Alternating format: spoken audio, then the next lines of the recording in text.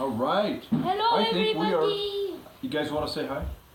No, you can't sit over there because all the pillows are over there. You come over here. You come over here. Here. Here's fine. Yeah.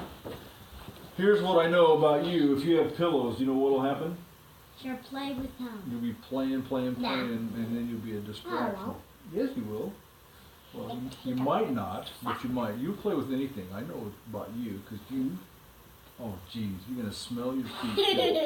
Ew. Okay, now I think I want Ellie to move over here to this side. You come over here. I want Savannah on this side, by me, by herself. That way I can touch her on the knee and go. All right, so has everybody said hi? Hi, everybody. Hi. Everybody, we said hi. Hi. All right, so who knows what this book is? Lion, the Witch, and the Wardrobe, right? Yep. Yeah. Okay, and what do you think happens in the first chapter? Who knows? Me. What do you know? You don't know. Okay, what happens in the first chapter? Anybody? The very first, remember the movie? What do you think? I think, since I've never seen the movie, if this is later, in like their lives, like, Diggory and Polly, then whoever's moved into their house will be surprised once they get into Narnia, in the wardrobe. Nope, I think you're wrong. You're partly right, though. You're partly right and you're partly wrong. So you want me to read it and find out? Uh-huh. All right, let's do it. Yeah. Okay, so this is called Lucy Looks Into the Wardrobe. And guess what? This is written to Dear Lucy. I wrote this story for you. Want me to read this to you? This is the prefix, okay? To Lucy Barfield, okay? I wrote this story for you, but when I began it, I had not realized that girls grow quicker than books. As a result, you're already too old for fairy tales, and by the time it is printed and bound, you will be older still. But someday, you will be old enough to start reading fairy tales again. You can then take it down from some upper shelf, dust it, and tell me what you think of it. I shall probably be too deaf to hear or too old to understand a word you say, but I shall still be your affectionate godfather, C.S. Lewis. So C.S. Lewis wrote this book for his niece. It's his niece, I think. Or at least if it's not his niece, it's a friend of his. All right, and you two quit playing together. All right, got me, Ellie? You want me to send you home? No. Okay, then, because that's kind of like getting a pink slip, isn't it? Yeah, you don't want that to happen. So we don't want that to happen. All right, so he wrote this to his goddaughter, Lucy Barfield, right? He did. That's the thing. Okay, you want me to read the story? Should I read it? There's only 4 pages. It's the easy one, this one. You ready? 1, 2, 3. So it was only 1, 2, 3, 4. 4 pages. This is a really easy one, yeah. Okay. Once there were 4 children whose names were Peter, Susan, Edmund, and Lucy. Now you notice who's not in the story is who? Polly and Diggory. Isn't that funny? They're not even here, right? This story is about something that happened to them when they were sent away from London during the war because of air raids. They were sent to the house of an old professor who lived in the heart of the country, 10 miles from the nearest railway station and 2 miles from the nearest post office. He had no wife and he lived in a very large house with a housekeeper called Mrs. McCready and 3 servants. Their names were Ivy, Margaret, and Betty, but they do not come into the story much. He himself was a very old man with shaggy white hair which grew over most of his face as well as his head, and they liked him almost at once. But on the first evening when he came out to meet them in the front door, he was so odd-looking that Lucy, who was the youngest, was a little afraid of him. And Edmund, who was the next youngest, wanted to laugh and had to keep on pretending he was blowing his nose to hide it. Now, as soon as they had said good night to the professor and gone upstairs on the very first night, the boys came into the girls' room and they all talked it over. We have fallen on our feet and no mistake, said Peter. This is going to be perfectly splendid. That old chap will let us do anything we like. I think he's an old dear, said Susan. Oh, come off it, said Edmund, who was tired and pretending not to be tired, which always made him bad-tempered. Don't go on talking like that. Like what, said Susan. And anyway, it's time we were in bed. Trying to talk like mother, said Edmund. And who are you to say when I'm going to go to bed? Go to bed yourself. Hadn't we all better go to bed, said Lucy. There's sure to be a row if we're heard talking up here. No, there won't, said Peter. I tell you, this is the sort of house where no one's going to mind what we do. Anyway, they won't hear us. It's about 10 minutes walk from here down to that dining room, and any amount of stairs and passages in between. What's that noise? Said Lucy suddenly. It was a far larger house than she had ever been in before, and the thought of all those long passages and rows of doors leading into empty rooms was beginning to make her feel a little bit creepy. Yes. It's only a bird, silly, said Edmund. It's an owl, said Peter. This is going to be a wonderful place for birds. I shall go to bed now. Let us go and explore tomorrow. You might find anything in a place like this. Did you see those mountains as we came along? And those woods? There might be eagles. There might be stags. There will be hawks. Badgers, said Lucy. Foxes, said Edmund. Rabbits, said Susan. But when the next morning came, there was a steady rain falling, so thick that when you looked out of the windows, you could see neither the mountains, nor the woods, nor even the stream in the garden. Of course it would be raining, said Edmund. They had just finished their breakfast with the professor and were upstairs in the room he had set apart for them, a long, low room with 2 windows looking out one direction and to the other. Do stop grumbling, Ed, said Susan. 10 to 1, it'll clear up in an hour or so.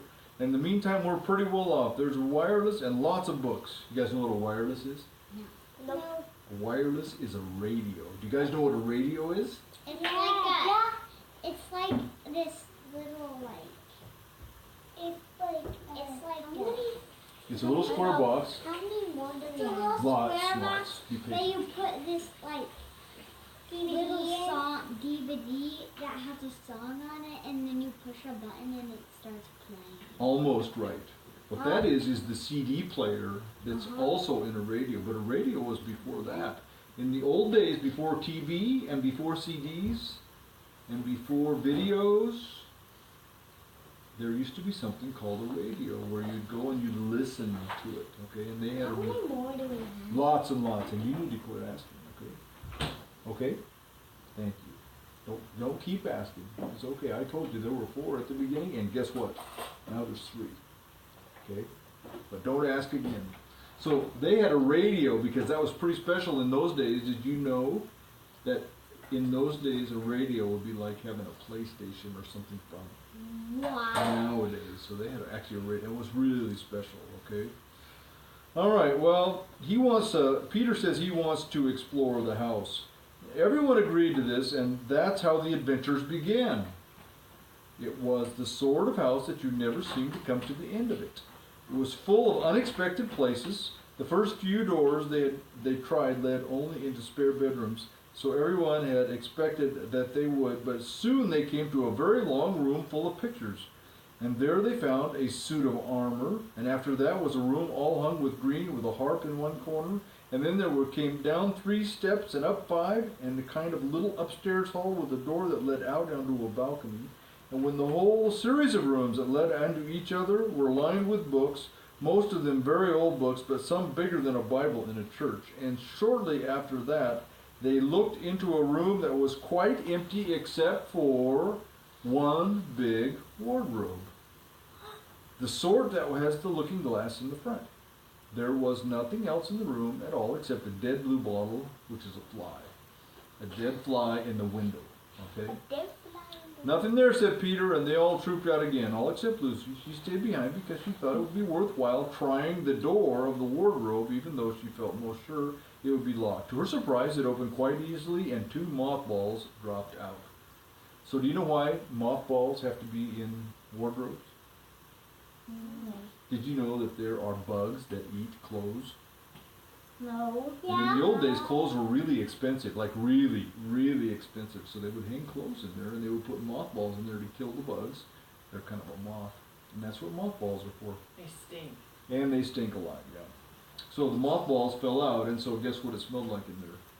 Stinky, like mothballs, right? Now looking at it's kind of like a poison for bugs, is what it is, kind of like. Looking into the shade. Looking into the inside, she saw several coats hanging up, mostly long fur coats. There was nothing Lucy liked so much as the smell and feel of fur.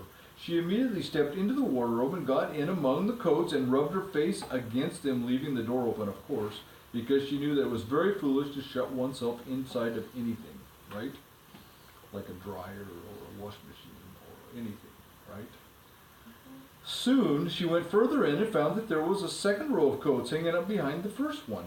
It was almost quite dark there, and she kept her arms stretched out in front of her so as not to bump her face into the back of the wardrobe. She took a further step in, then 2 or 3 steps, always expecting to feel woodwork against the tip of her fingers, but she could not feel it. She thought she'd get to the back, didn't she?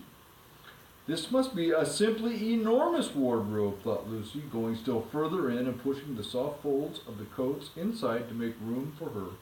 Then she noticed that there was something crunching under her feet, and she thought, I wonder if that's more mothballs. Stooping down to feel it with her hand, but instead of feeling hard, smooth wood of the floor of the wardrobe, she felt something soft and powdery and extremely cold. This is very queer, she said, and went on a step or 2 further. Next moment she found that what was rubbing against her face and hands no longer was soft fur, but something hard and rough and even prickly. Why, it's just like the branches of trees, exclaimed Lucy, and then she saw that there was a light ahead of her, not a few inches away where the back of the wardrobe ought to have been, but a long way off. Something cold and soft was falling on her. A moment later she found that she was standing in the middle of a wood at night time with snow under her feet and snowflakes falling through the air. Now, would that be weird or what? You walk into a wardrobe and you walk out the back into the woods. Oh, that is so creepy. That is really weird. I'd be like, I think I know what happened. Well, we gotta keep reading. You gotta keep reading. You're good. Okay. Now, Lucy felt a little frightened, but she felt very inquisitive, that means curious, and excited as well. She looked back over her shoulder, and there between the dark tree trunks, she could still see the open doorway of the wardrobe and even catch a glimpse of the empty room which she had set out. So she looked back and so she could see the room, but she's in Narnia, right? Mm-hmm. Which is funny, isn't it? Yeah. She had of course left the door open, for she knew that it's very silly to shut oneself into a wardrobe. It seemed to still be daylight there. I can always get back if anything goes wrong, thought Lucy. She began to walk forward, crunch, crunch, crunch. Now you got to realize Lucy is the littlest one. She's probably about your age, probably. And she's the second youngest. Lucy is the youngest. She's the second youngest in this crowd, right? But in that crowd, she was the youngest one, right? Okay. She began to walk forward, crunch, crunch, over the snow and through the wood toward the other light. In about 10 minutes, she reached it and found it was a lamp post. You guys remember the lamp post that the witch threw that deal at the lion and it fell on the ground? And what happened? It grew a lamp post? Well, guess what? She just found it. I know this part, I do. Yes, you do. You've seen it in the movie, haven't you? Now, as she stood looking at it, wondering why there was a lamppost in the middle of a wood and wondering what to do next, she heard a pitter-patter of feet coming toward her. And soon after that, a very strange person stepped out from under the trees into the light of the lamppost. He was only a little taller than Lucy herself. He carried over his head an umbrella, white with snow, and from the waist upwards he was like a man, but his legs were shaped like a goat. The hair on them was glossy black, and instead of feet he had goat's hooves. He also had a tail, but Lucy did not notice this at first because it was neatly caught up over his arm that held the umbrella so as to keep it from falling in the snow. He had a red woolen muffler around his neck, and his skin was rather red too. He had a strange but pleasant little face with a short pointed beard and curly hair, and out of the hair were stuck 2 horns, one on each side of his forehead. One of his hands, as I have said, held the umbrella, and the other arm he carried several brown paper parcels. What with the parcels and the snow, it looked just as if he'd been going to his Christmas shopping. He was a fawn. And when he saw Lucy, he gave such a start of surprise that he dropped all of his parcels. "Goodness gracious me!" exclaimed the fawn. You guys, do you see this? You want to see the picture? The picture is right here. You want to see it? You guys come see it. Come see the picture. It was right at the beginning of the book. There's the picture. See them? There's Lucy and the fawn with an umbrella, right? Walking in the woods. See? So that's what a fawn looks like. It looks like a little boy with goat legs and not yet. Red Okay. skin. And guess what? Can you believe that we are now completely done with the first chapter? Yay, we did it. Good job, girl. You made it. Way to go. Way to go. All right, can you turn that off for me? Can you punch it, please? Bye, everybody. Bye, everybody. Bye. Just touch it. He knows what to do. No.